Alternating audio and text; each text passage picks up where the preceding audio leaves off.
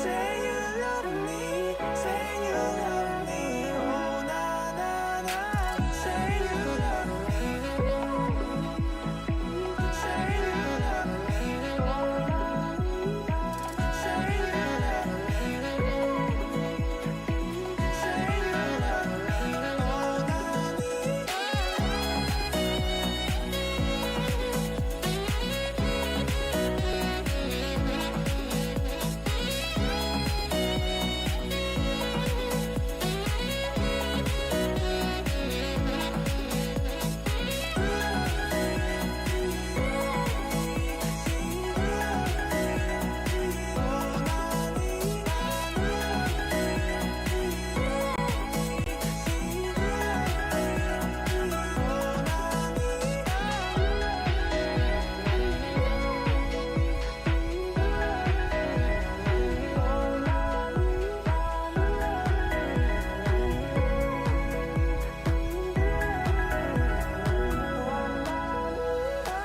another deadline.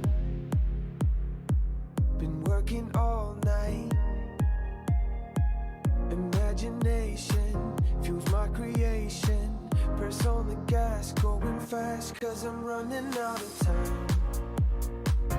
Cities growing to the sky, and I see those bright lights. I gotta slow down, back to my high ground. Building walls, need to run to an island in the sun.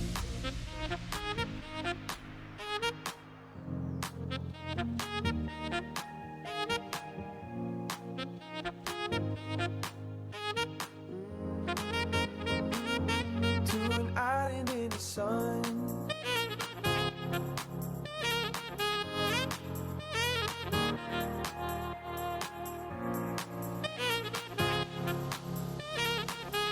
Building walls, need to run to an island in the sun.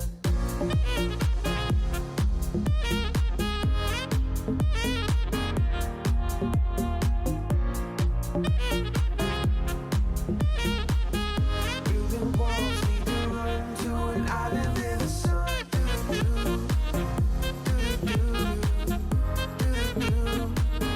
To an island in the sun.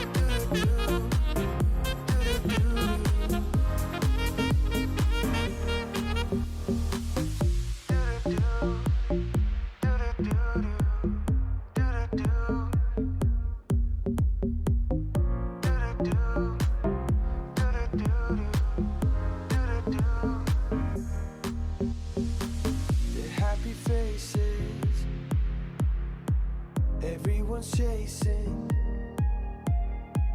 My reputation burns my creation. Press on the gas, going fast, cause we're running out of time. Endless waiting in a line, and I see those bright lights. I gotta slow down, back to my high ground. Building walls, need to run to an island in the sun.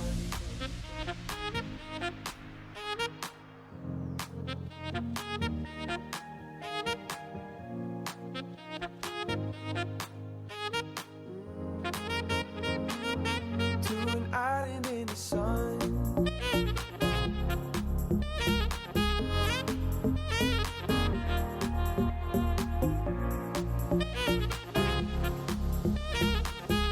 Building walls, need to run to an island in the sun.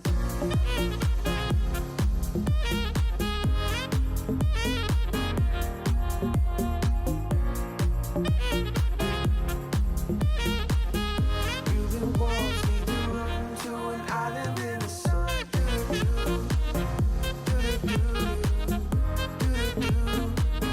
To an island in the sun. Building walls, need to run to an island in the sun.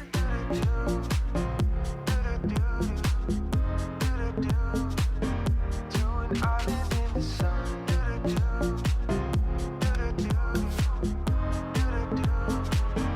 To an island in the sun.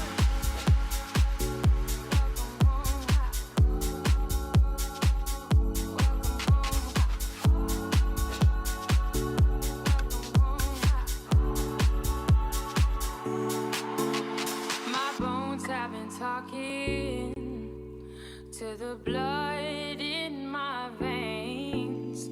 My skin has been singing songs of joy, songs of praise.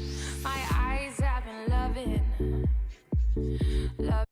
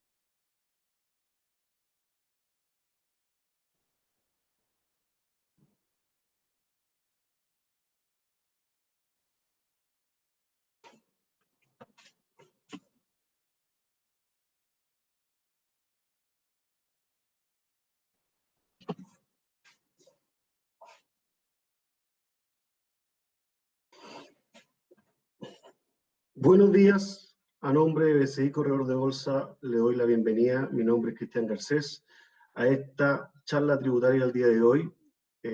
Perdonen cualquier problema técnico que hemos tenido, estamos todos en nuestras casas, yo estoy en mi casa y todos los expositores que van a ver hoy día están hoy día en su casa. Muchas gracias por estar acá, sabemos que la mayoría de ustedes también se encuentran en su casa, así que les damos muchas gracias por dejarnos entrar hoy día a sus hogares. Quería partir contándoles un poco de lo que hemos hecho nosotros como corredora bolsa en estos días. En la slide que les voy a presentar ahora, ¿qué hemos hecho durante este tiempo en donde estamos trabajando desde nuestras casas? Les quería decir que tenemos al 100% de nuestros colaboradores trabajando de manera remota. Por lo tanto, es algo que nosotros no nos esperábamos en un principio. No estábamos preparados para tener al 100%, pero hoy día, para su seguridad, tenemos al 100% de nuestros colaboradores trabajando de manera remota. Para que se hagan una idea, en el banco trabajan 10.000 personas. De las 10.000 personas que trabajan en el banco, más o menos, 700 personas antes de toda esta pandemia trabajaban teletrabajo. Hoy día el banco tiene 8.000 personas trabajando en el teletrabajo. Nos hemos tenido que adaptar de esto de manera muy rápida y a esta nueva realidad. Para su seguridad, durante todo este tiempo hemos estado full conectados con nuestros proveedores, bolsa de comercio, bolsa electrónica, y hemos funcionado muy bien, muy bien. Tanto que durante este tiempo hemos logrado estar con montos transados que se han transado mucho en la bolsa de comercio y no hemos tenido ningún problema. Hemos tratado también de mantener cercanía con nuestros clientes. Charlas como estas, virtuales, hemos tenido más de 20, de distintos ámbitos. Hemos hablado de mercado y hoy día queremos hablar de temas tributarios que sabemos que les importan a ustedes. Hemos estado participando en todas nuestras juntas de accionistas que ustedes requieran. Y, para que ustedes sepan, tenemos constantes conferencias, informes y programas en Spotify y LinkedIn. También tenemos llamados de la mañana que le llegan directo a su teléfono celular. Cualquiera de estas cosas que ustedes necesiten, por favor, contáctense con su ejecutivo y para que les pueda llegar todo lo que le estamos mandando hoy día. También que sepan que estamos preparando para el mediano plazo una vuelta a nuestras oficinas de manera progresiva, siempre cuidando con la salud de nuestros clientes, nuestros colaboradores. Otra cosa que les quería contar en la próxima lámina es que hemos, en todo el tema de facilitar la vida de nuestros clientes, hemos habilitado enrolamiento digital para todas nuestras cuentas de personas natural. ¿Esto qué significa? Que usted hoy día, siendo cliente del BCI, se puede meter a su página y se hace cliente de la corredora en durante el día. Esto ha disminuido en tiempo promedio como en un 70%, y si que tomamos los casos extremos, algo que se demoraba, puede llegar a demorar un máximo de 5 días, hoy día se demora un mínimo de 15 minutos. Tenemos casi 600 clientes creados durante el primer mes. Así que si que ustedes lo quieren hacer, o si que no lo han hecho todavía, los invitamos a visitar su página web, bci.cl, donde podrá hacer su enrolamiento digital en la corredora. Y ahora, pasando a la siguiente lámina, entrando ya más al tema que nos convoca, se habla mucho de nueva normalidad. ¿Ya? Nosotros vemos que la nueva normalidad, por lo menos en los mercados, es incertidumbre. Lo vemos en todas las clases de activos. Esta pandemia nos ha mostrado ser mucho más, nos ha retado a nosotros como inversionistas en algo que nosotros no habíamos visto ni en la crisis del 2008 ni en la crisis subprime. Si uno ve lo que está pasando en las acciones, si uno ve lo que está pasando en el mercado de renta fija, en commodities, estamos viviendo cosas que nunca antes habían vivido. Como ustedes pudieron saber, tuvimos el petróleo, que yo creo que una de las muestras más importantes, un petróleo negativo, teniendo fluctuaciones de 40% en el precio en el día, acciones no solamente en mercados desarrollados, sino que en los mercados como Chile, Brasil, hemos tenido fluctuaciones gigantes. Lo que está pasando también con las monedas. Ayer tuvimos una fuerte caída en el tipo de cambio del peso, pero estamos viviendo ya con una normalidad de tener el dólar para nosotros sobre 800 pesos, algo que si nos preguntaban hace un año y medio era muy raro que lo estuviésemos viviendo. Gobierno y bancos centrales tomando medidas extraordinarias, Estados Unidos casi con 2 trillones de estímulo fiscal. Y ante toda esta incertidumbre, queremos entrar un poco a materia lo de hoy y entrar a Chile. En Chile también estamos viviendo incertidumbre, no solamente por la pandemia, ya desde fines del año pasado hemos vivido momentos tormentosos en los mercados, sabemos que hay mucha incertidumbre con todo lo que es una potencial nueva constitución y revisión de temas que son demasiado importantes como la salud, las pensiones y la educación. Pero en medio de toda esta incertidumbre, hay algo que se aprobó hace muy poco y que da cierta certeza a lo que está pasando. Y es lo que queremos pasar a hablar hoy día. Hoy día vamos a hablar de la reforma tributaria y hoy día vamos a hablar de las medidas que está tomando el gobierno por el tema del COVID-19. También vamos a hablar algo de herencia, algo que le sirva a nuestros clientes y les dé certeza en estos momentos que estamos tan volátiles. Por todo eso, les quiero dejar ahora con Miguel Vial, nuestro gerente legal, para que haga la introducción a lo que se viene ahora. Muchas gracias y espero que estén todos bien. Muy buenos días a todos. Mi nombre es Miguel Luis Vial, gerente legal de BCI Corredor de Bolsa.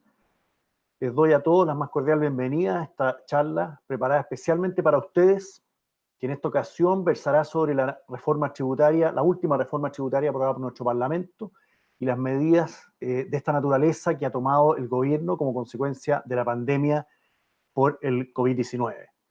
Esta charla estará a cargo de 2 destacados abogados, uno de la Universidad de Chile y otro de la Universidad Católica, doña Jessica Power y don Manuel José Garcés, ambos abogados con posgrado, especialistas en estas materias y con amplia experiencia, quienes hoy día son los socios a cargo del área tributaria del estudio Keri, el estudio más grande de Chile, y la charla será de manera ininterrumpida. Ustedes podrán hacer preguntas, para lo cual les pido que utilicen el chat que aparece en la parte inferior de sus pantallas y ahí la formulen de la manera más clara posible para que al término de las exposiciones los charlistas procedan a darle respuesta. También les señalo que la presentación en la cual se basará la charla será enviada vía email a todos ustedes para que la puedan conservar. Sin más, dejo a ustedes con Jessica Power y Manuel José Garcés para que inicien su presentación. Muchas gracias a todos. Muchas gracias a todos, muy buenos días. Hoy 30 de abril, un día emblemático para hablar de impuestos. Como comentó Miguel y Cristian previamente, hoy en día queremos tratar de dar una breve descripción de qué es lo que está pasando en materia tributaria. Lamentablemente, la incertidumbre no es un privilegio de los mercados. en materia tributaria también vivimos una especie de incertidumbre a la que trataremos hoy en día de darle algún marco. La reforma tributaria denominada modernización tributaria fue un proyecto que nació con un fin bastante claro, que era, por un lado, tratar de modificar en forma sustancial lo que se había establecido en la reforma tributaria anterior, y por otro lado, darle mucha modernización tributaria, no solo a la legislación misma, sino que a la forma en que los contribuyentes se relacionaban con impuestos internos. Lamentablemente, además de la oposición que sufrió desde un principio este proyecto, se terminó aprobando, como ustedes saben, en el contexto del famoso estallido social, por lo que sus disposiciones cambiaron radicalmente. Como si eso fuera poco, se agregó la crisis del COVID-19 que nos ha tocado en este último tiempo. De esta manera, estamos en un marco tributario bastante creado a último minuto, por decirlo de alguna manera, o muy distinto a lo que se quería desde un inicio. Por esta razón, hoy en día vamos a tratar de referirnos a los temas centrales de impuesto a la renta, cómo quedaron hoy en día los regímenes sustanciales de nuestro sistema de impuesto a la renta, qué pasa con el régimen PYME, qué pasó con las grandes empresas, se acabó el régimen atribuido, estamos solo en un régimen semi-integrado, qué ha pasado con las normas de gastos, que es una de las más relevantes de esta reforma, en nuestra opinión, y por supuesto los créditos por impuestos en el extranjero, que son muy relevantes para todos ustedes. Asimismo, vamos a tratar, en la medida de lo posible, de explicar qué ha pasado con algunas normas bastante especiales que contiene esta reforma tributaria, como es el impuesto sustitutivo, la sobretasa de contribuciones y otras normas que son de bastante interés. Por supuesto, sin dejar de lado el tema de herencias y donaciones. Y por último, trataremos brevemente de explicar cuáles son las medidas que se han tomado por COVID-19, que la verdad es que ya bastantes de ellas están en aplicación, por lo que son bastante conocidas. Con esto dejo a ustedes a mi socio Manuel Garcés, que va a comenzar con la primera parte de esta presentación. Muchas gracias.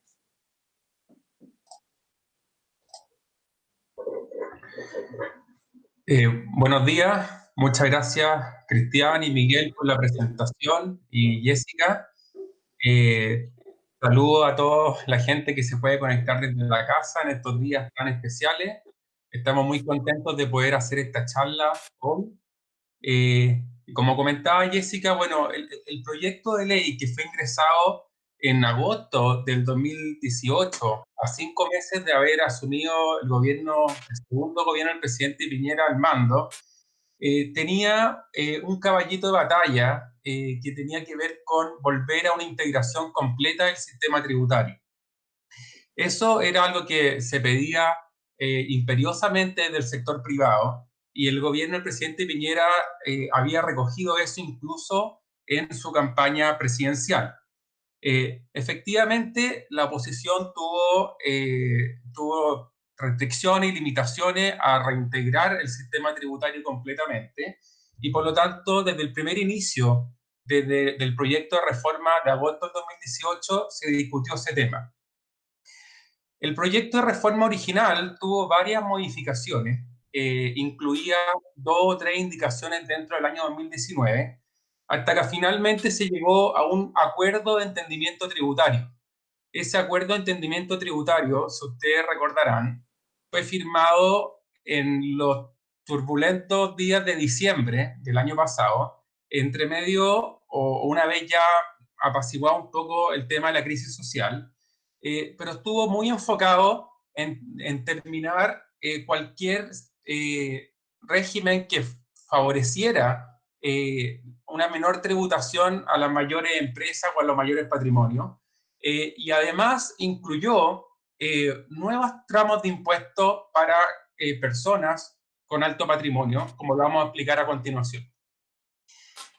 Bueno, en primer lugar, lo que es bastante relevante, por favor, la lámina anterior.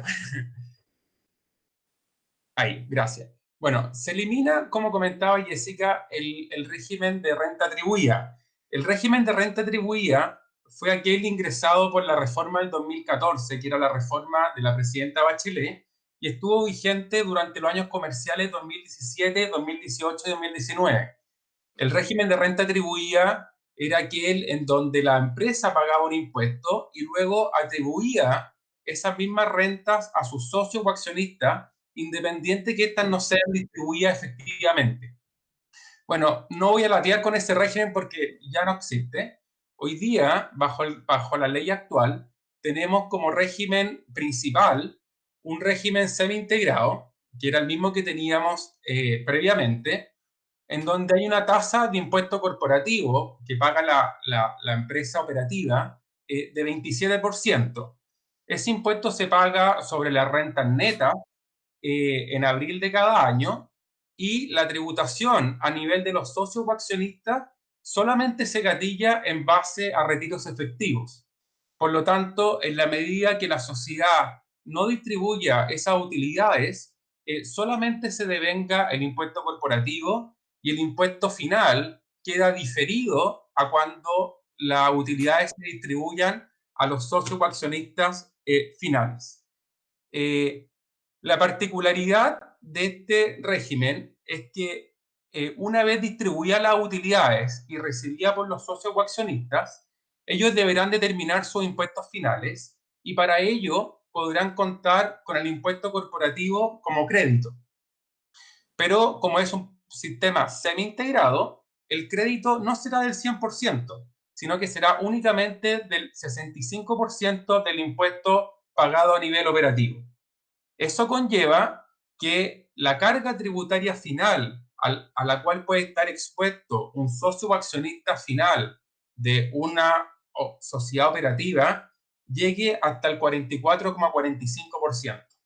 Esto se produce porque, en definitiva, ese socio o accionista en su declaración de impuestos deberá reintegrar parte del crédito que proviene de la sociedad operativa, y la mecánica matemática lleva a que la carga tributaria máxima sea de 44,45. Como vamos a ver a continuación, en la siguiente lámina, también hubo cambios de las tasas a nivel de impuestos finales o impuestos que se aplican a los socios o accionistas personas naturales.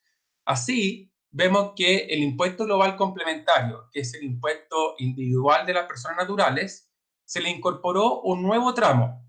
Este nuevo tramo es una tasa de 40% sobre aquellas rentas mensuales que sean superiores a 15 millones de pesos o aquellas rentas anuales que sean superiores a 186 millones. Como pueden ver en las tablas que están en la lámina, hay una tabla que dice relación con el impuesto único de segunda categoría. El impuesto único de segunda categoría es aquel que se le aplica a las rentas del trabajo y se calcula de forma mensual, y por eso está en unidades tributarias mensuales. La tabla de la derecha tiene relación con la tabla de global complementario, que es la tabla que se aplica en régimen anual, y por eso está en utilidades tributarias anuales, pero los tramos son exactamente los mismos. Por lo tanto, una persona natural que obtiene rentas del trabajo y que está con un ingreso sobre los 15 millones de pesos mensuales, estará sujeto en el exceso a esta tasa adicional de 40%, como las personas naturales en sus declaraciones de global complementario cuando sus rentas sean superiores a 186 millones de pesos anuales. Es importante mencionar que para las rentas que vengan de ingresos por dividendos, la tasa máxima efectiva es de 44,45. ¿Y por qué les menciono eso? Porque al haberse incorporado esta nueva tasa del 40% y con la mecánica que les expliqué anteriormente de la restitución del crédito por el 65% del impuesto corporativo, se podía dar que esta tasa llegara hasta casi 50%.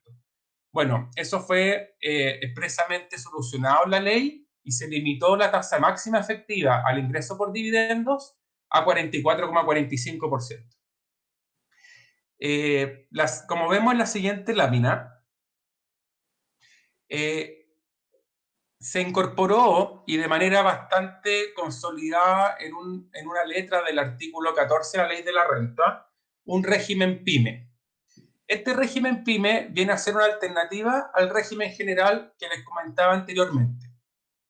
Es un régimen al cual van a poder optar o aplicar todas aquellas sociedades en que sus ingresos brutos anuales no sean superiores a 75.000 UFs o su capital efectivo no sea superior a 85.000 UFs.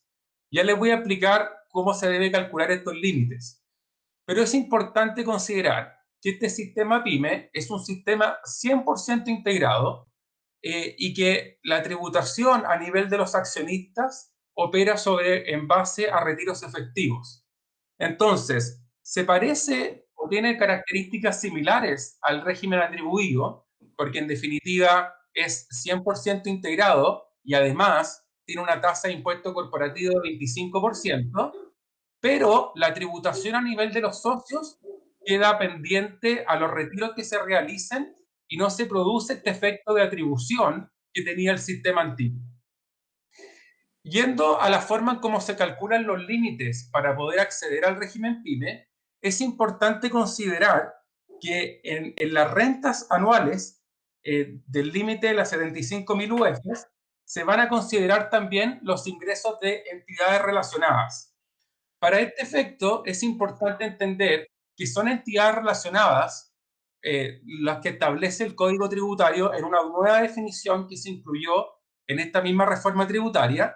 Y, por ejemplo, serán entidades relacionadas, una entidad controladora con todas sus controladas. Esto quiere decir, se entiende por controladora aquella que tiene más del 50% del derecho a las utilidades o el derecho a voto. Y también se consideran relacionadas aquellas entidades en las cuales participo en un más del 10% del capital. Ahora, la forma en cómo se contabilizan estos ingresos de la entidad relacionada depende si es que soy controlador o no. Si es que soy controlador, tengo que tomar el 100% de las ventas de mi entidad relacionada para efectos de calcular el límite de las 75.000 UFs. En cambio, si no soy controlador, pero tengo más del 10%, solamente tomo la prorrata respectiva de los ingresos de la entidad relacionada para efectos de calcular este límite de las 75.000 UFs.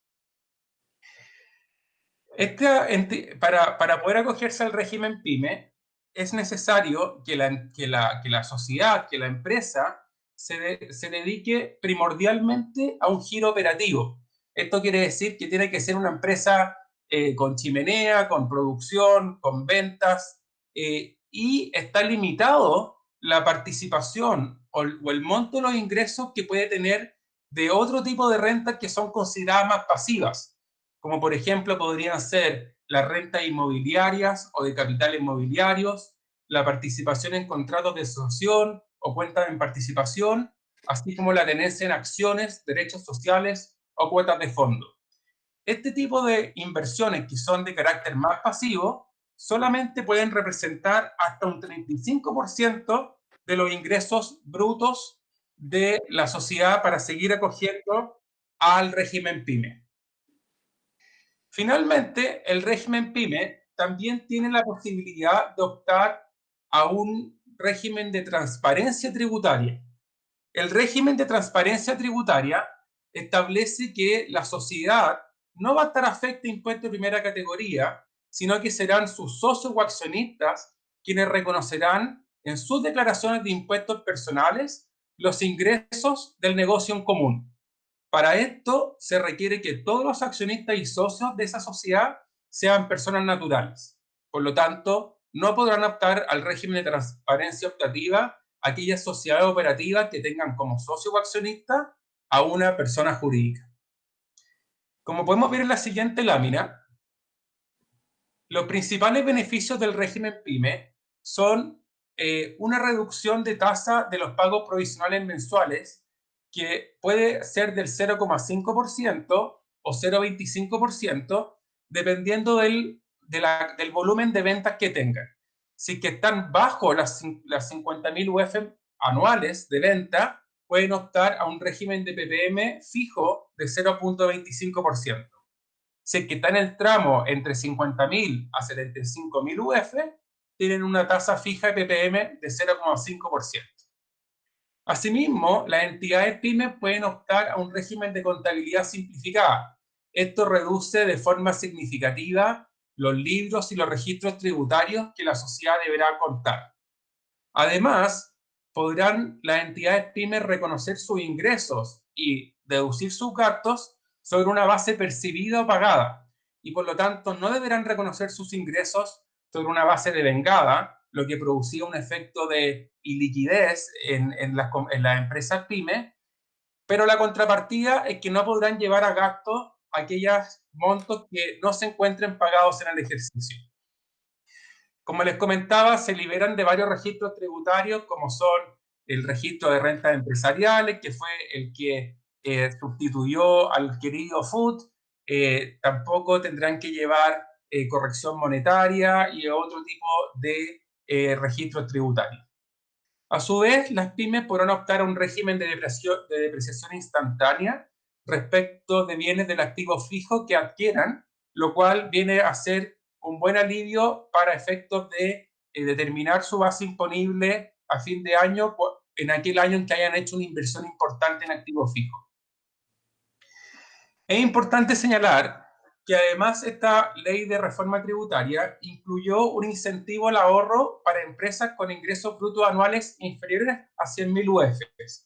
Entonces, como pueden ver, esto no es solamente para las pymes, sino que se amplía a todas aquellas empresas que tengan ventas inferiores a 100.000 UF al año. ¿Cuál es el beneficio? Es que podrán deducir como gasto del año hasta un 50% de la renta líquida imponible que está afecta a impuestos que se mantenga invertida en la empresa. Este beneficio tiene como tope el monto de 5.000 UF. Por lo tanto, esto también vino a ser una medida para efectos de fomentar la reinversión de la utilidad en la empresa. Si bien tiene un límite bastante bajo, que es el tope de las 5.000 UF, puede ser interesante para aplicar en un año en particular. Otro beneficio importante es la exención de impuesto adicional que las mismas empresas, aquellas que tengan ventas anuales inferiores a 100.000 UF, realicen al exterior por concepto de publicidad y por concepto de suscripción a plataformas digitales. Esto puede ser importante para empresas que estén partiendo y quieran realizar ventas o que quieran suscribirse a plataformas digitales que son relevantes para su desarrollo. No tendrán que soportar el impuesto adicional respecto a estos pagos. Finalmente, respecto al régimen PYME, es importante tener en cuenta que hay una norma de control en la ley y que, por lo tanto, si no se cumplen los requisitos para optar a este régimen y la empresa estaba acogiéndose a esta en sus declaraciones de impuestos, la ley le permite al Servicio de Impuestos Internos calcular las utilidades y aplicar los impuestos como si estuviera aplicado el régimen general. Y por lo tanto, eso podría conllevar a un cobro de impuestos de forma con algunos periodos de atraso, lo que podría implicar intereses y multas. En la siguiente lámina podemos ver las normas relativas a los gastos. Esto, como comentaba Jessica en la introducción, es bastante relevante y creemos que acá está un poco el corazón de la reforma, que tiene que ver con un cambio de paradigma.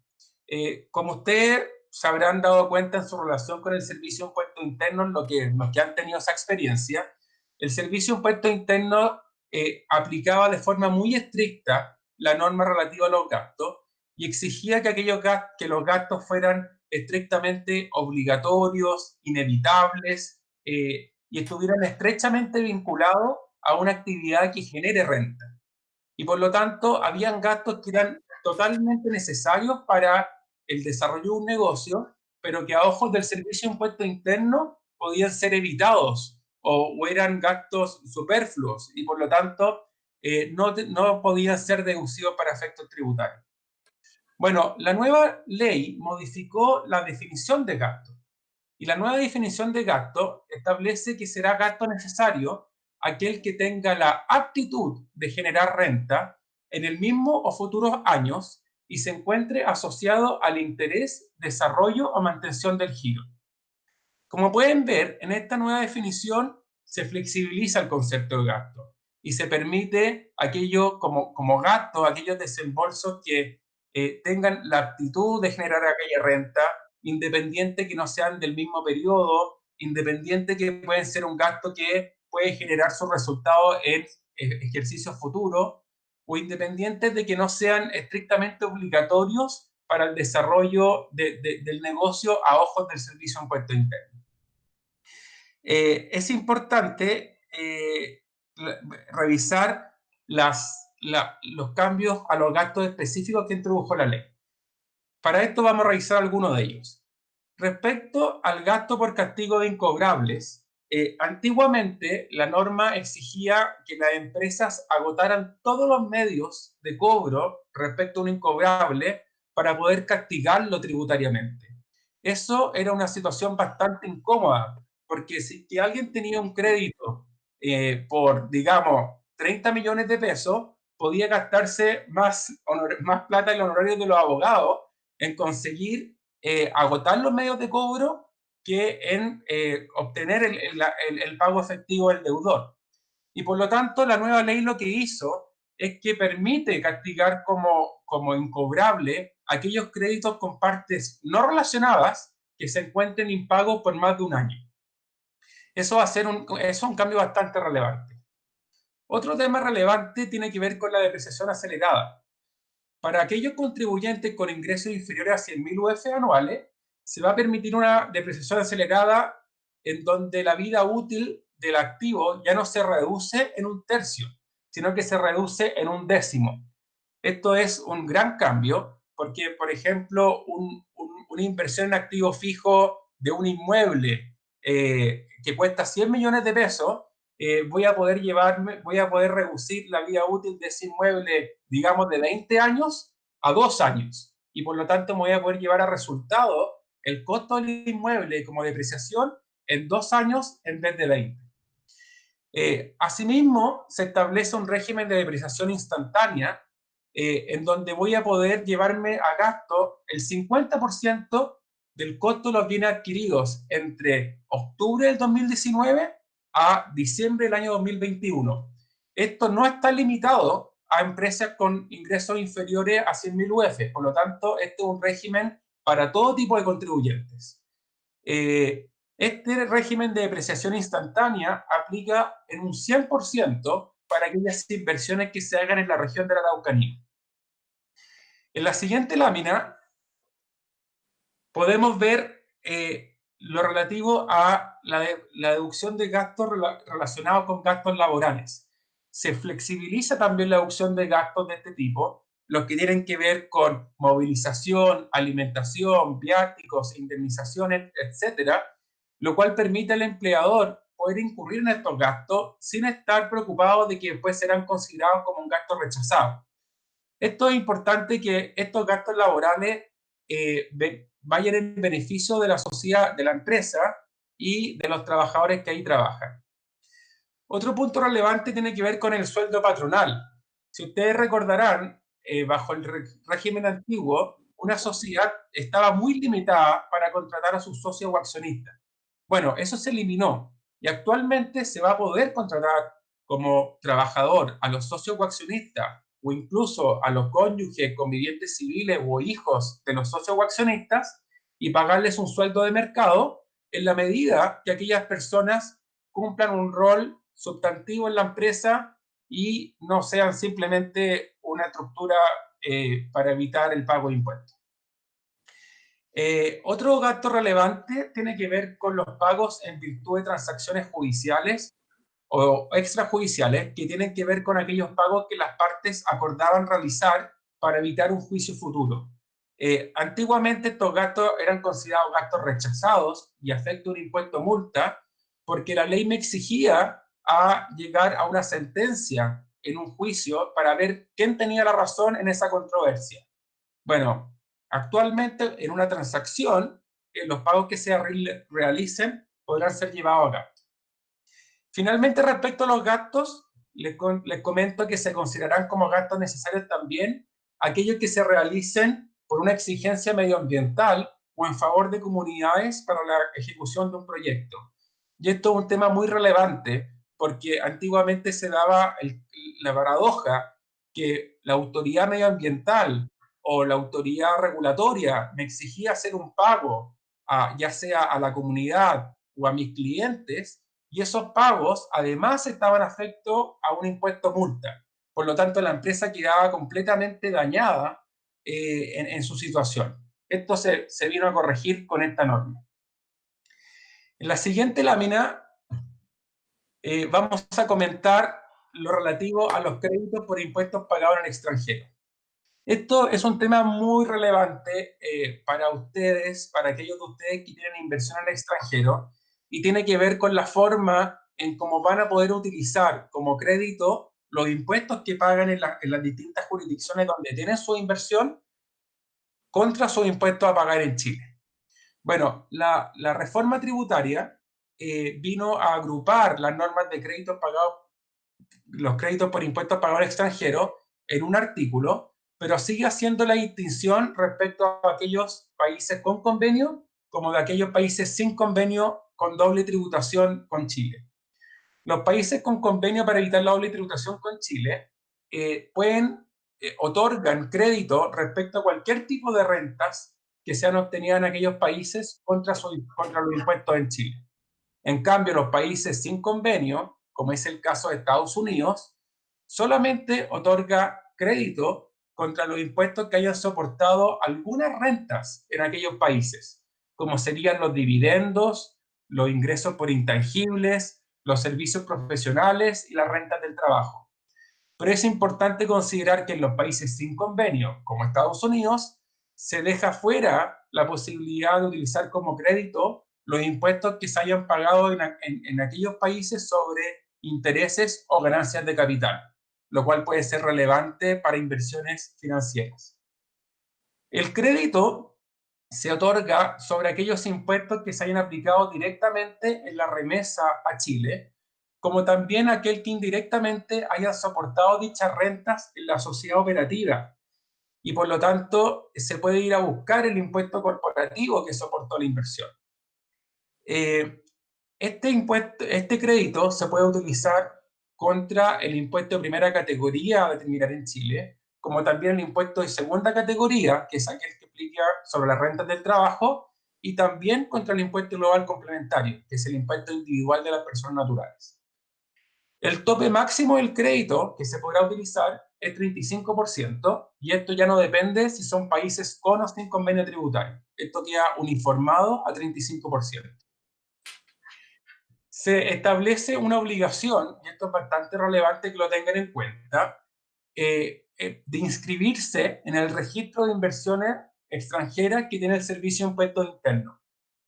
Se debe realizar la inscripción en el RIE, que es este registro, dentro del mismo año en que se realiza la inversión. La sanción en caso de no inscribirse en el RIE es una multa. Esto es bastante relevante porque antes la sanción era quedarse sin posibilidad de utilizar como crédito los impuestos pagados en el extranjero. Esto se modificó. Finalmente, respecto de este sistema, se modifica la norma de acreditación de los impuestos pagados en el extranjero. Ahora se puede acreditar este impuesto ya sea con cualquier comprobante de pago que se haya realizado en el extranjero, así como con el certificado oficial emitido por la autoridad competente extranjera del impuesto pagado, o por cualquier medio de prueba que la empresa o el contribuyente pueda presentar a falta de los anteriores. Ya no se exige la traducción oficial de estos documentos y se le mandata al Servicio de Impuestos Internos para agotar los medios de verificación y tener como una actitud más abierta de poder aceptar estos impuestos pagados en el extranjero como crédito. Así que bueno, esos son los principales cambios que yo les quería comentar, y ahora dejo que Jessica comente algunos planes especiales que fueron introducidos por la reforma. Muchas gracias. Gracias, Manuel. Bueno, vamos a partir con el impuesto sustitutivo del FUT. Nuevamente, esta reforma tributaria, al igual que la anterior, nos ofrece esta posibilidad de pagar un impuesto sustitutivo del impuesto final que corresponde pagar a los dueños con una tasa rebajada, ¿no? Ese es el incentivo y la idea de esta norma. El food siempre ha sido un tema en nuestra legislación. Como ustedes saben, y es algo tremendamente relevante que le permitió a Chile llegar a ser lo que fue, por lo menos hasta hace 6 meses atrás, no sabemos lo que va a pasar, pero en el fondo el tremendo crecimiento económico que tuvimos en parte tuvo que ver con este sistema tributario que con mucha fuerza incentivaba a mantener las utilidades invertidas en las sociedades. ¿Por qué? Porque la tasa del impuesto corporativo era muy bajo, tuvimos tasas de 15, de 10 años con tasa cero, pero al momento de retirarse las utilidades y llegar esta a mano de los propietarios finales, la tasa era bastante más alta. Entonces siempre se hablaba en el fondo que este impuesto de primera categoría era más bien un adelanto bastante modesto de la verdadera tributación. Y así se generó el FUT, ese es el famoso FUT, en el fondo es un registro de utilidades que hay en las empresas de cantidades que están todavía invertidas ahí y que los propietarios no han retirado. Y esto que fue una idea tan buena y que esto se aplicó por años y años en Chile, en algún momento pasó a considerarse como lo peor que nos podía haber pasado y en la reforma anterior, como ustedes recordarán, el eslogan era el final food, se acabó el food. Y lo que se quería era básicamente establecer un sistema universal como la renta atribuida que tuvimos vigente por algunos años, en el sentido de que una vez que se generara una renta líquida imponible en las empresas, esta inmediatamente tributara en manos de los dueños finales y que no existiera esta postergación. ¿Ya? Lo que, bueno, podríamos hacer un seminario aparte respecto de la no ventaja de ese sistema, digamos, independientemente que en principio parece como recaudador. Pero en el fondo la preocupación detrás es, ya hay muchas personas, incluso de sectores políticos completamente opuestos, que decían, el food está en las empresas, pero la plata está en los bolsillos de los accionistas, porque se consideraba que había muchas formas de poder sacar la caja de las empresas sin pagar el impuesto. Entonces está siempre esta preocupación porque se tribute por este food acumulado, esta utilidad tributaria que está registrada en las empresas y que no ha pagado sus impuestos, ¿ya? Entonces con esto lo que se trata de hacer es poner una tasa un poco más baja. La que está ahora vigente es una tasa de 30% por el food acumulado al 31 de diciembre del año 2016, ¿ya? A diferencia de la reforma anterior, esta vez no va a haber devoluciones de impuestos, digamos, en el fondo, porque esto en el fondo se trata como un retiro, en el fondo se imputan a este impuesto de 30% los créditos disponibles en la sociedad, pero si va a devolver, no hay devolución. Y esta vez el plazo es bastante generoso, esto se puede ejercer el 31 de diciembre del año 2020, 31 de diciembre del año 2021 e incluso hasta el 30 de abril del año 2022, siempre por los saldos de utilidades que estén disponibles en la empresa al 31 de diciembre del año anterior, pero siempre mirando al FUT acumulado al 31 de diciembre del año 2016. Una pregunta que ha surgido bastante respecto a este punto es si uno tiene que pagar todo el impuesto que corresponde al FUT acumulado o puede optar por una parte.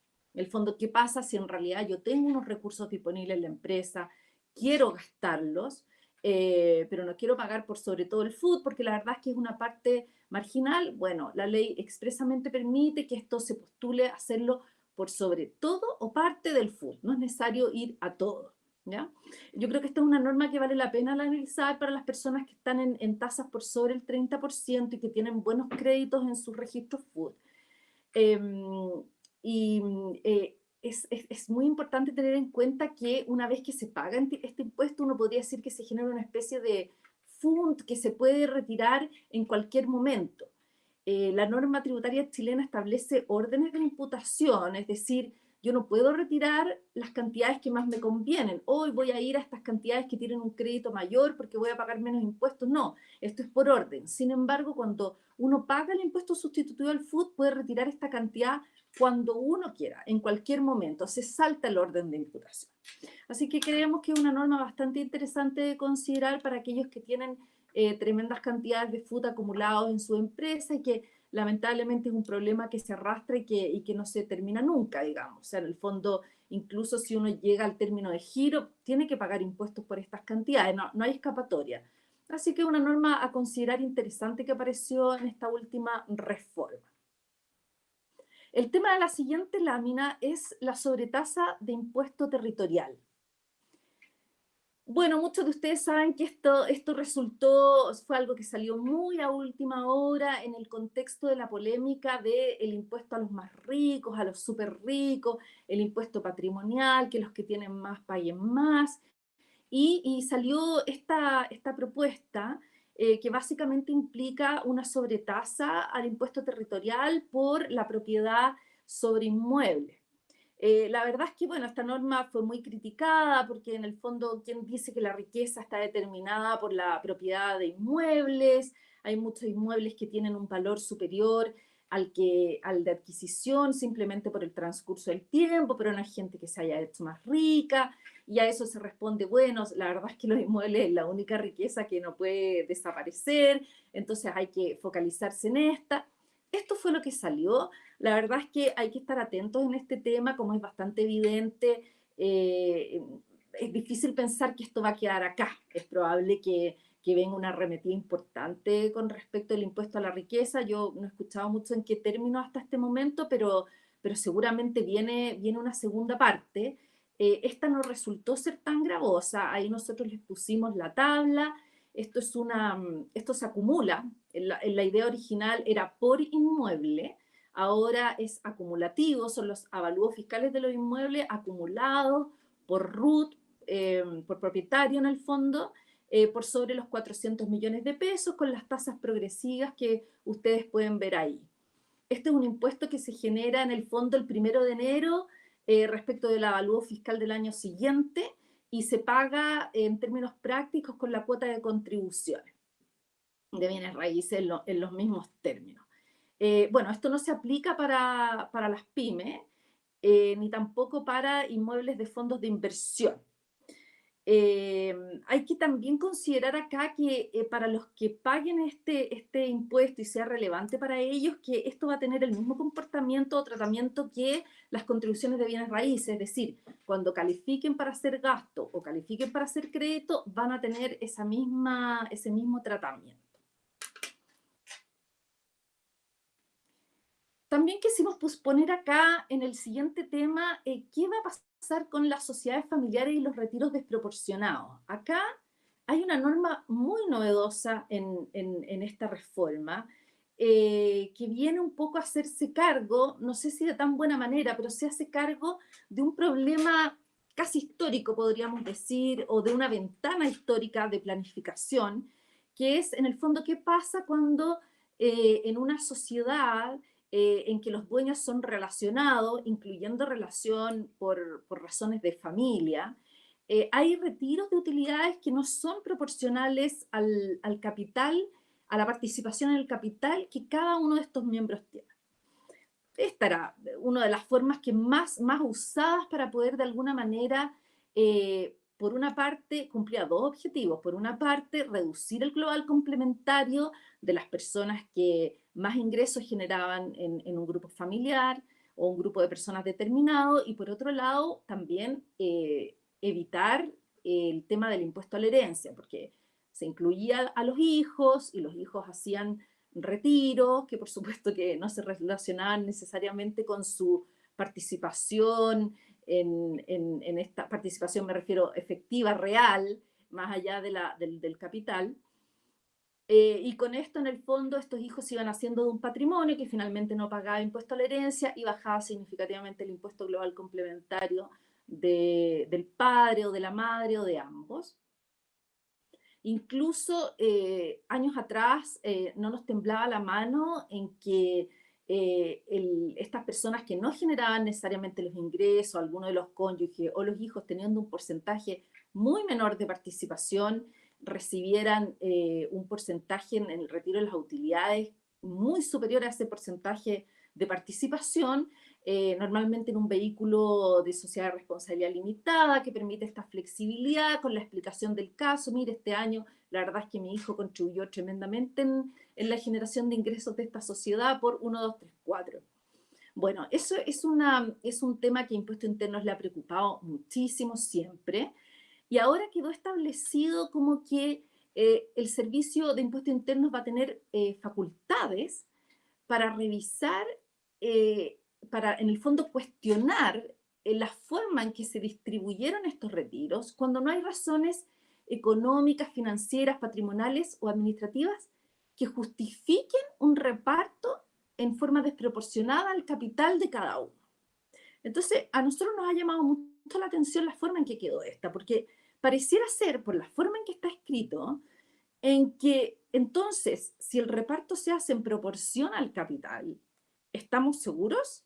Eso no puede cuestionarse, porque no es tan difícil como herramienta de planificación tributaria darle a estas personas una participación en el capital, ¿ya? Bueno, obviamente si es una sociedad que está en marcha y que tiene un valor patrimonial relevante, hay que tener mucho cuidado con hacer eso, pero si uno lo pensara en simple, en una sociedad nueva, que no tiene nada, que no vale nada, entrar con un capital específico y hacer retiro sobre la base de ese capital. Entonces, si uno mira el tenor literal de la ley, pareciera que el servicio no va a tener facultades para cuestionar esto. Pero lo recomendable, obviamente, acá es esperar un poco a ver qué es lo que va a decir Impuestos Internos cuando interprete esta norma. Recordemos que en materia tributaria, y me encanta decir que las leyes son meramente referenciales. La verdadera norma y lo que verdaderamente hay que hacer se da no solo por la regulación administrativa que dicta Impuestos Internos, sino que también por lo que uno ve en la práctica en fiscalizaciones. O sea, acá la ley es una cosa, como el ejemplo muy bueno que daba Manuel en temas de gastos.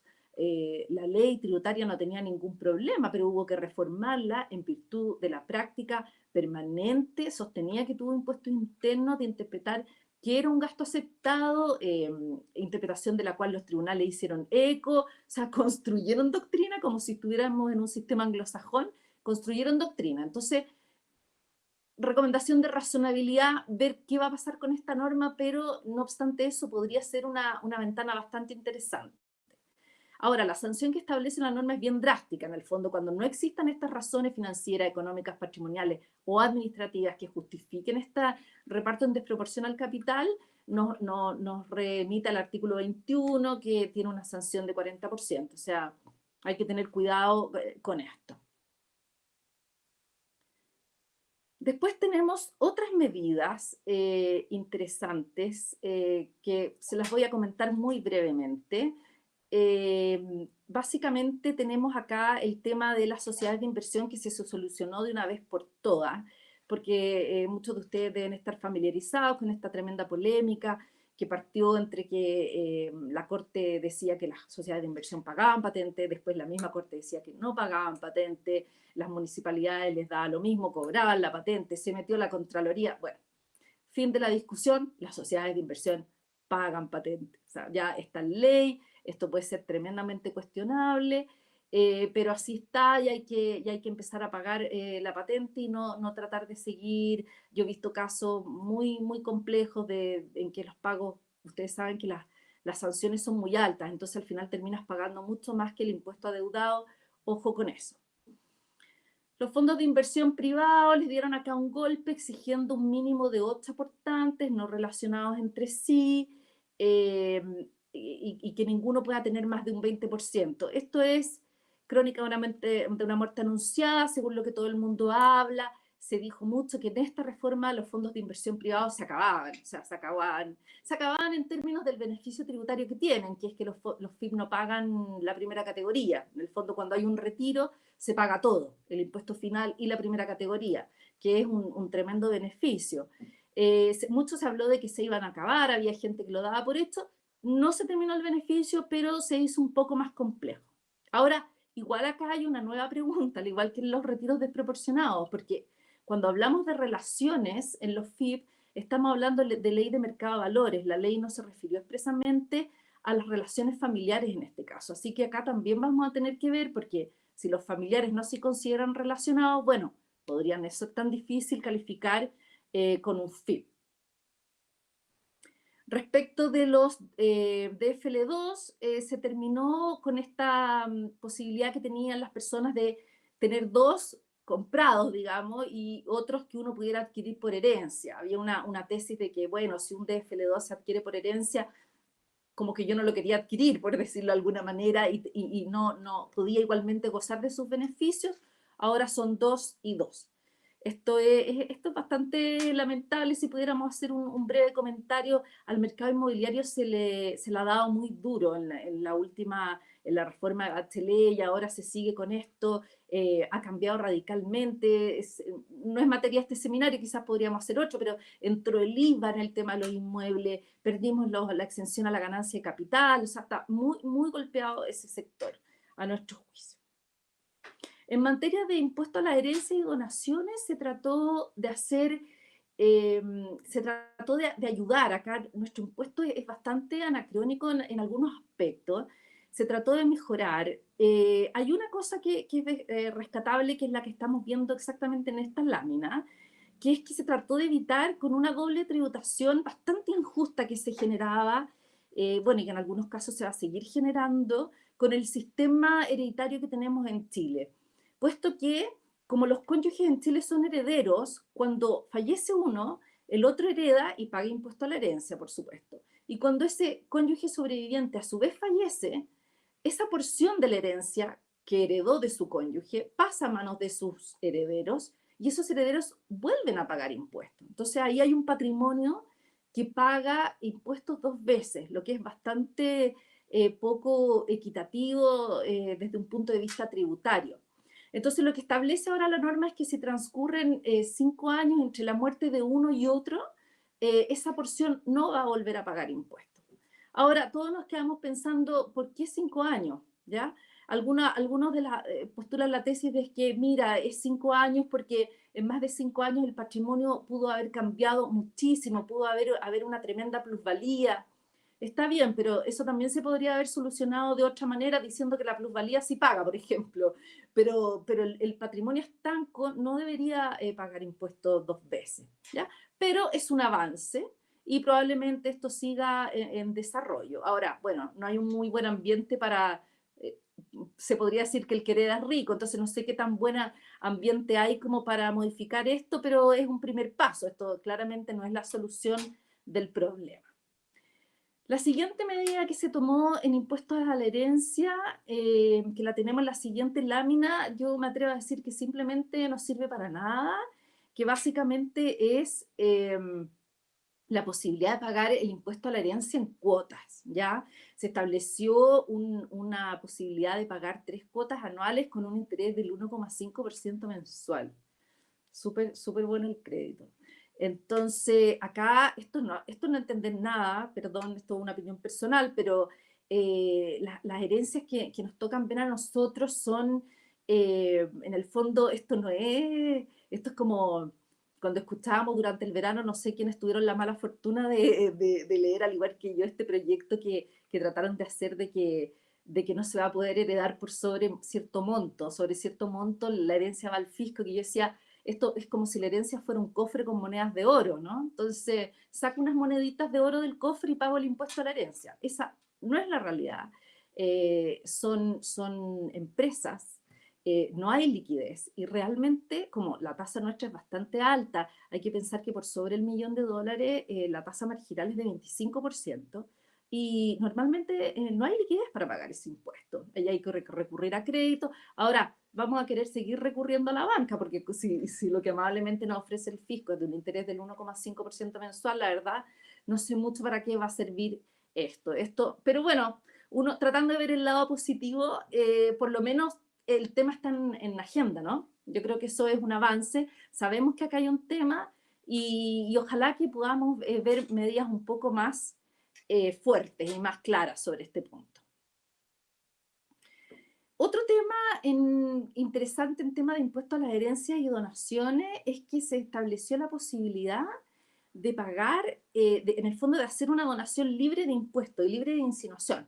Para los que han hecho donaciones, saben el dolor de cabeza que implica la insinuación, que básicamente es una autorización judicial que hay que obtener para poder donar, ¿ya? Todo esto porque en nuestro sistema esto no es Estados Unidos, en el fondo uno no le puede dejar la herencia en que quiere, hay asignatarios forzosos, y si uno los quiere desheredar tiene que tener argumento. Entonces no es tan fácil como estar en vida donándole a quien uno quiere. Entonces se estableció esta posibilidad de de hacer estas donaciones sin pagar impuesto a la herencia. ¿Ya? El impuesto a la herencia y donación es el mismo, por si acaso. ¿Ya? Yo digo impuesto a la herencia y donación. Tiene un tope de 250 UTM y al principio estábamos haciendo fiesta porque decíamos, bueno, 250 UTM anual no es poco, si yo puedo cada año hacerle esa donación a mis hijos, por ejemplo, podría ser un ahorro muy relevante en materia de impuesto a la herencia, pero alguien se dio cuenta y se estableció que en el caso en el fondo, de los hijos, va a haber que calcular, que esto es una reacción, realmente aquí es donde uno dice, estudiar Derecho es todo un desafío, porque en el fondo dice, se sumarán y se considerará su total en un periodo de 10 años. Entonces, no sé, pues tratemos de entender que en el caso de los herederos, va a ser, en el fondo, este monto de 250 UTM se va a considerar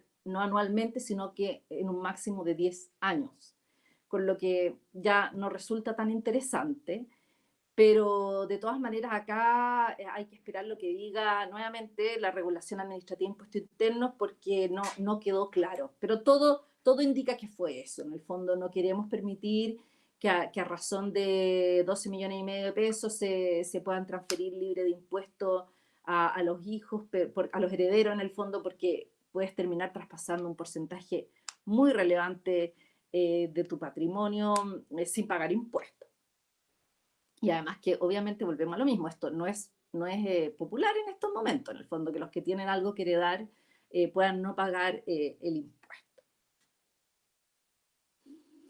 Con eso vamos a terminar con lo que es el proyecto de modernización tributaria. Por favor, reitero lo que dijimos al principio, tratamos de seleccionar temas de interés porque el proyecto de modernización tributaria fue muy ambicioso y cubre muchísimos aspectos. Entonces tratamos de tomar lo que creíamos que podía ser más interesante para este seminario, pero por favor no vayan a sentir que después de esto quedaron peritos en la reforma tributaria. Estos son algunos de los aspectos. Y ahora brevemente vamos a pasar a ver qué medidas se han tomado respecto del COVID. Estas son medidas de contingencia, no son medidas interesantes desde un punto de vista sustancial, son cosas de emergencia y muchas de esas ya están en aplicación y están funcionando bien. Bueno, tenemos la suspensión de los PPM para abril, mayo y junio, que esto sorprendió mucho a las empresas porque no tuvo límite. Esto no es solo para pymes, sino que todas las empresas se pudieron beneficiar de esta suspensión de PPM que se agradece, ¿no? Porque las empresas grandes también pueden llegar a tener problemas de liquidez y también acá tenemos, así como en la herencia creemos que hay un cofre con monedas de oro, la gente cree que en las empresas grandes hay unos accionistas así millonarios con una liquidez que se puede inyectar en cualquier momento, así que esto fue muy bienvenido. La postergación del pago del IVA para abril, mayo y junio. Ahora esto se va a tener que empezar a pagar en cuotas a partir de julio. Probablemente esto no va a pasar, ¿no es cierto? No, que también puede estar la situación en julio como para empezar a pagar estas cuotas, entre comillas, atrasadas. Devolución anticipada de impuesto a la renta para pymes, que según lo que me cuentan está funcionando muy bien. La ampliación del plazo hasta julio para pagar impuesto a la renta para pymes, que también ha funcionado por lo que me han dicho perfecto, porque el mismo servicio te dice que también a todo esto con la postergación del pago de contribuciones de la cuota de abril, también uno ingresa y el mismo servicio te dice usted tiene plazo hasta abril, o sea, ahí hay que reconocer que ha estado bastante bien el sistema y bastante claro y la gente está informada. No hay impuesto de timbres y estampilla para créditos de abril a septiembre.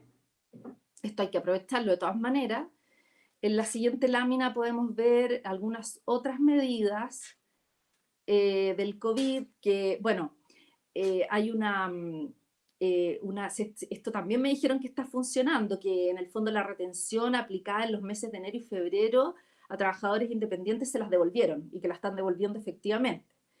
Los convenios de pago se han flexibilizado, los convenios de pago con el servicio en general o con tesorería son bastante gravosos, el interés que cobran, etcétera. Entonces acá se flexibilizó la posibilidad de hacer convenios de pago, obviamente para cierto tipo de contribuyentes, no todos, con donación total o parcial de intereses y multas por el impuesto a la renta hasta el 30 de septiembre del 2020 y con donación total o parcial de intereses por contribuciones pagadas con retraso hasta el 30 de septiembre del 2020. Probablemente acá haya más por venir, al parecer esta cosa se está alargando, bueno, no necesito contarles todo lo que sabemos de la situación de crisis que estamos viviendo, así que yo creo que vamos a esperar mayores medidas tributarias y estaríamos encantados de comentarlas con ustedes. Con esto damos término a la parte técnica de este seminario. Muchas gracias a todos y hasta una próxima oportunidad.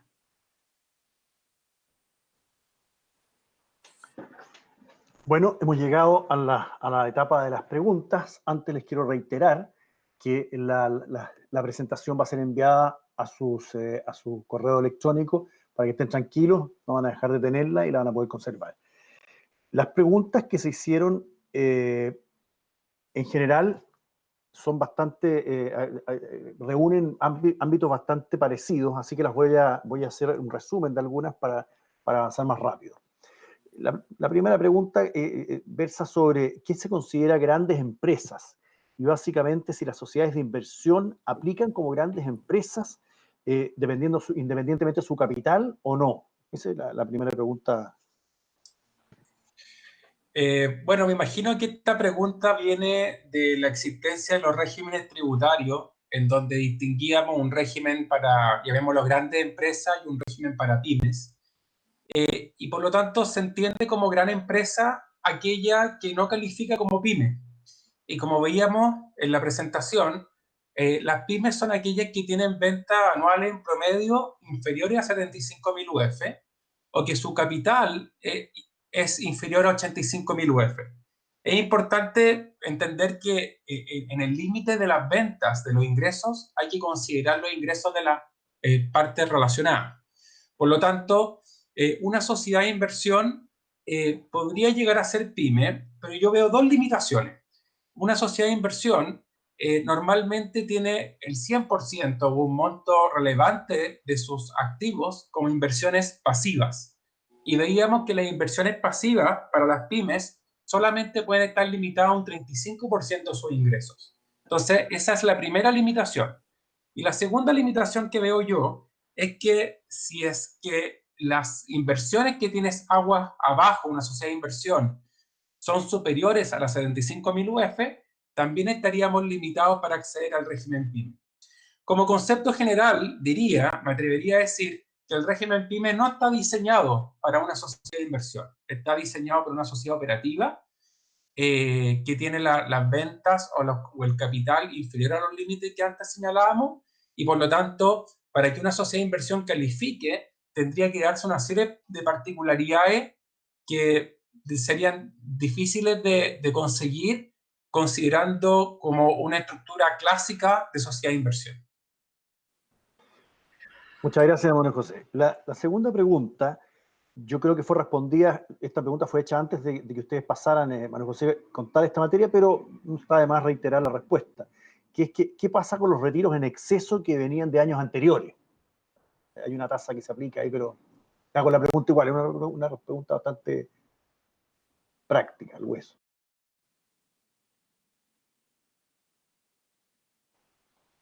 Manuel José, perdón, ¿se escuchó? Sí, perfecto. Respecto a los retiros en exceso, esto viene desde la reforma, esto fue modificado en la reforma del 2014. Y los retiros en exceso, que eran los que se daban antiguamente en las limitadas, tienen un registro especial y aquí y se someten a la tributación que se aplica cuando esos montos se distribuyen. Los retiros en exceso antiguos ya están como en etapas más o menos de extinción o es complejo que queden, pero en definitiva, cuando son distribuidos en una sociedad, tenemos que ver los órdenes de imputación. Y si es que esa sociedad en sus órdenes de imputación todavía tiene registros de retiro en exceso, que harán afecto a la tributación aplicable, que habría que ver qué es impuesto final con los créditos que correspondan o eventualmente sin créditos disponibles si se trataba de utilidades financieras. Perfecto, muchas gracias, María José. La pregunta siguiente tiene que ver, también fue tratado el tema, con las restricciones que existen o existían al sueldo a los socios, que es lo que tú llamaste el sueldo patronal. Yo te pediría que lo reiteraras, por favor. Sí, claro. Antiguamente la sociedad profesional limitada permitía contratar a los socios y teníamos el concepto de sueldo patronal, que era un monto cercano al 1.700.000 pesos.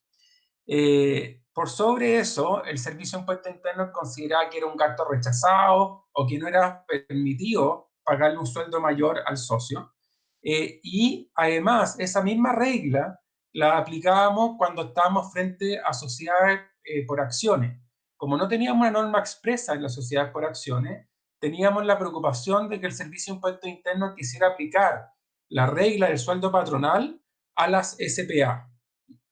Bueno, esa preocupación, tanto para las limitadas como para las SPA, se termina de resolver con esta modificación a la ley.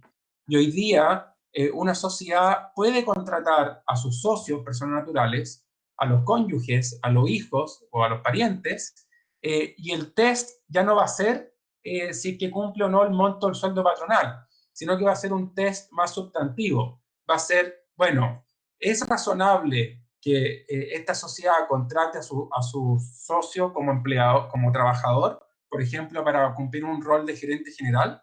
Y ese test debiera responderse sobre sus méritos, dependiendo si que esa persona cumple roles relativos a la administración de la sociedad, le da valor a las inversiones, está preocupado de su portafolio, asiste a reuniones, pide asesoría, lo que haría un gerente general de una empresa operativa, pero a nivel ahora de una sociedad de inversiones. Nosotros creemos que si eso se cumple, podría contratarse a la persona al mismo socio como trabajador, y eso podría tener algunas consecuencias tributarias a nivel de la tributación personal de ese individuo, porque recordemos que las rentas del trabajo tienen un límite del 40% versus las rentas que provienen de dividendos que podrían llegar a un monto máximo de 44,45. Por lo tanto, se vuelve interesante analizar en un caso si es que yo me contrato como trabajador en mi misma empresa y si es que soy capaz de justificar mi rol en la empresa, puedo acceder a una eficiencia tributaria que puede ser interesante. Muchas gracias, muy claro. Ahora, hay una pregunta que son tres preguntas sobre el sistema ProPyme, que te voy a pedir que la contesten una a una. La primera, si el sistema ProPyme incluye a las empresas de servicios de asesoría, consultoría. La segunda, en el mismo esquema de ProPyme, si se puede ingresar al sistema ProPyme y salir de él en algún minuto. Y la tercera tiene que ver con los incobrables en las empresas ProPyme. Si hay algún tope, si se aplica a todos los créditos o hay excepciones, cuáles son los requisitos. Bueno, a la primera pregunta, sí, una sociedad de profesionales, de servicios profesionales, sí puede acceder al régimen PYME, porque en definitiva se entiende una sociedad operativa, no es una sociedad normalmente que tiene inversiones en otros activos, sino que es un grupo de personas que quiere ofrecer sus servicios profesionales a una clientela. Por lo tanto, sí puede acceder al régimen PYME en la medida que el promedio de sus ventas anuales y su capital así lo permita. Respecto a la segunda pregunta, me paso a la incobrable, porque la segunda se me olvidó, después me la repiten, Miguel, por favor. Pero respecto a lo incobrable, esta es un cambio en la ley que no tiene que ver con el régimen PYME, sino que es un cambio al artículo 31, numeral respectivo, y se aplica a todo tipo de sociedad. Y por lo tanto, hoy día vemos que una sociedad, independiente del tamaño, que tiene un crédito, el cual no ha podido cobrar y que está tratando de cobrarlo con medidas extrajudiciales o judiciales, lo va a poder llevar a resultado y por lo tanto va a poder deducirlo como gasto en el año en que ese crédito tenga más de 12 meses de vigencia desde su vencimiento. Y esto es una excelente noticia, porque nosotros veíamos muchos casos de incobrable en donde, como dije anteriormente, era más costoso hacer las medidas de cobro y por lo tanto simplemente no se realizaban, y tenía como un castigo adicional el agregado que tenía que hacer para efectos tributarios del monto del castigo. Por lo tanto, eso es algo que se va a solucionar. Respecto a los incobrables, déjenme comentarle algo. La ley establece que las empresas van a poder llevar como castigo el incobrable al 100% o aquel porcentaje que el Servicio de Impuestos Internos determine mediante una resolución y que va a depender de la industria de los contribuyentes. ¿Y esto por qué? Porque en definitiva la ley entiende que hay industrias en donde los incobrables son más, se dan con más frecuencia, y por lo tanto puede que en aquellos que se da con más frecuencia se permita un porcentaje completo del castigo del incobrable para efectos tributarios, y en aquellos en donde los castigos no son tan frecuentes y por lo tanto no es una situación tan esperada en el negocio, el castigo del incobrable no sea el 100%, sino que sea un porcentaje menor. Entonces tenemos que ver cómo salen las instrucciones del servicio a ese respecto. Perfecto. María José, la pregunta de la PYME que no te acordabas era si se puede optar por este régimen y después salir de él y volver al que uno tenía antes del ingreso. Sí, sí, efectivamente la ley permite que una empresa se acoja al régimen PYME en la medida que cumpla con los requisitos para hacerlo, y después puede optar para salir. Si es que sale, como pasa en los regímenes tributarios, saliste y bueno, tienes que quedarte en el régimen ordinario por un buen tiempo, no me acuerdo si era 5 años o de forma indefinida, pero no es una decisión que puede ir cambiando año a año. Y si es que salgo del régimen PYME al régimen general, tengo que llevar todos los registros tributarios, quedo sujeto a todas las obligaciones de contabilidad completa y quedo afecto a la tributación semi-integrada, que es la que explicábamos al inicio de la charla. Perfecto. Ahora, hay una pregunta que tiene que ver con los impuestos pagados en Estados Unidos, específicamente en Estados Unidos, con el país con el cual tú señalaste que no tenemos tratado vigente. No, la pregunta también te explicó, pero te pido que por favor le des respuesta si se aplica el crédito y se puede descontar acá en la tributación local. Efectivamente, con Estados Unidos no tenemos convenio para evitar la doble tributación. Hay un convenio firmado, pero este convenio no ha sido ratificado por el Congreso de Estados Unidos. Lleva ahí más de 10 años. Y por lo tanto, con Estados Unidos podemos utilizar como crédito solamente los impuestos que se aplicaron sobre dividendos, algunas regalías y servicios profesionales. Normalmente lo que vemos es que las sociedades de inversión que tienen inversiones afuera, tienen un portafolio de inversiones afuera, quedan sujetos a impuestos en Estados Unidos de un 30%, como un withholding tax sobre los dividendos. Ese withholding tax sobre los dividendos sí puede ser utilizado como crédito en Chile. Y eso es una buena noticia. Eso estaba antes, esto no es nuevo. Lo que no puede ser utilizado como crédito es el impuesto que soportan los ingresos por intereses en Estados Unidos. Y eso sí es una limitante. Tampoco pueden ser utilizados como crédito los impuestos que afectan a las ganancias de capital obtenidas en Estados Unidos, porque en definitiva están limitados a las rentas que les comentaba anteriormente. El principal desafío que vemos en la práctica, y esto está muy relacionado con lo que decía Jessica, es que el Servicio de Impuestos Internos tiene una reticencia en aceptar como crédito los impuestos pagados en extranjeros, porque pide una serie de formalidades que simplemente no se dan. O sea, el funcionario cree que tú puedes obtener del IRS en Estados Unidos un certificado emitido a tu nombre con el monto de impuestos retenido, con timbre y con firmas, y eso no ocurre en la práctica. En Estados Unidos los bancos de inversión te pasan un formulario que ellos llenaron por cuenta tuyo, el W8 o una variante de ese, y en definitiva te dicen, mira, esto es lo que te retuvimos como impuesto, y esto es lo que te podemos dar. Bueno, yo creo que la novedad de esta reforma respecto de esto es los medios de acreditación. Los medios de acreditación ahora están en la ley, y la ley establece que los medios de acreditación son los que el contribuyente pueda conseguir, y por lo tanto se le hace un mandato al Servicio de Impuestos Internos para que los acepte. Creo que esta medida es muy relevante porque viene a solucionar una limitante que teníamos en la práctica al momento de querer utilizar como crédito estos impuestos retenidos en el extranjero. Perfecto. Una última pregunta que tiene que ver, es una pregunta más, no sé si el tema fue tratado con el nivel de detalle, en relación a las exenciones que existen hoy día en las ganancias de capital. ¿Hay se avisora algún beneficio en esta última reforma o en alguna que se está proponiendo y está en este momento en el Congreso? O sea, yo daría las gracias que no nos quitaron la exención a las acciones transadas en bolsa en esta reforma, porque mucho se habló de que no hay ninguna justificación, nuevamente buscando un componente riqueza. Si alguien invierte en la bolsa, bueno, tendrá recursos. Entonces había mucho temor de que se acabara esa exención y la mantuvimos. Y hemos perdido muchas, como comentamos, podríamos hacer un seminario especial de lo que hemos perdido.